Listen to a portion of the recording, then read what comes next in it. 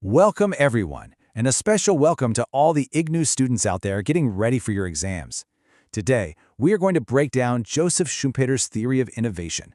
By the end of this, you'll have everything you need to absolutely nail any questions that come your way on this topic. So let's kick things off with the one big question that really sets Schumpeter apart from, well, pretty much everyone who came before him. For ages, the classical economists thought growth was simple. You just get more capital, more money, more factories, more machines. But Schumpeter looked at that and said, nope, you're missing the real story. He believed the true engine wasn't just capital, it was game-changing ideas. Here's our game plan. First, we'll see how Schumpeter went up against the classical view. Then, we'll get into his big idea, innovation. From there, we'll unpack his most famous concept, creative destruction, and see how that completely redefines competition. We'll even touch on his really surprising prediction about capitalism's future, and then wrap it all up with the key takeaways you need for your exam. Okay, let's get into it. To really appreciate what Schumpeter did, you first have to understand what he was fighting against. You see, he wasn't just suggesting a small tweak to economic theory, he was basically trying to tear up the old rulebook and write a new one. This chart just lays it out so clearly. The classical view, they saw growth as this slow, predictable process. You save money, you invest in more capital, and the person in charge is the capitalist. It's all very gradual. Schumpeter completely flips the script. For him, the driver isn't capital, it's innovation.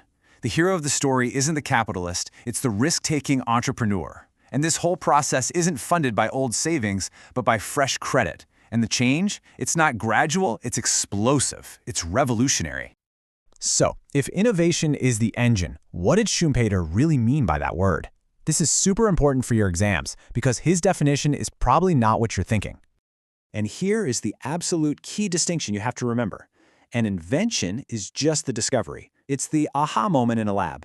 But innovation, that's the entrepreneurial act of taking that invention and turning it into something real in the marketplace. You know, an invention is figuring out how a transistor works. Innovation is using it to build and sell the first pocket radio. One is an idea, the other is an action that changes the world. And Schumpeter was incredibly specific about this. He said there are 5 main ways entrepreneurs can innovate. It's not just about a new gadget. It could be a new method of production, like Henry Ford's assembly line, or opening a brand new market that no one ever thought of. It could even be a new way of organizing an industry, or finding a totally new source for raw materials. Now here's a little trick for you to lock this in for your exam. Just remember the acronym GOMS. That stands for a new good, a new organization, a new method, a new market, and a new source of supply. GOMMS. Got it? That's an easy 5 points right there. Okay, let's move on to Schumpeter's most famous and probably most powerful idea. This builds directly on innovation because it's not just about creating new things. It's also about the brutal process of destroying what came before. This quote says it all. He didn't see capitalism as this calm, predictable system. He saw it as a perpetual storm, and he called this storm creative destruction. It's this core idea that the economy is never standing still. It's constantly being ripped apart from the inside and rebuilt into something new. Here's a classic example. The audio cassette came along, and it didn't just compete with vinyl records. It pretty much destroyed the market for them. That was the creative part. But then, the CD came along and did the exact same thing to the cassette.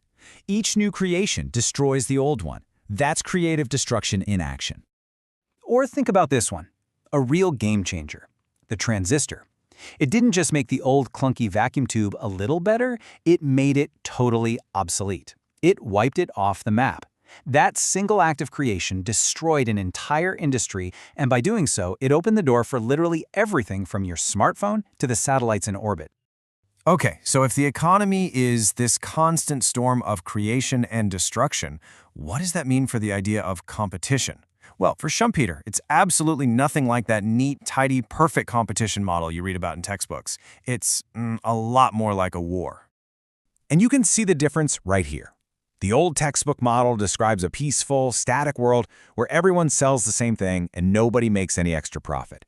Schumpeter just thought that was ridiculous. He said real competition is a dynamic, fierce rivalry. Entrepreneurs innovate to get an edge, to create a temporary monopoly so they can rake in huge profits, at least until the next innovator comes along and knocks them off the throne. It's a constant battle, not some peaceful equilibrium.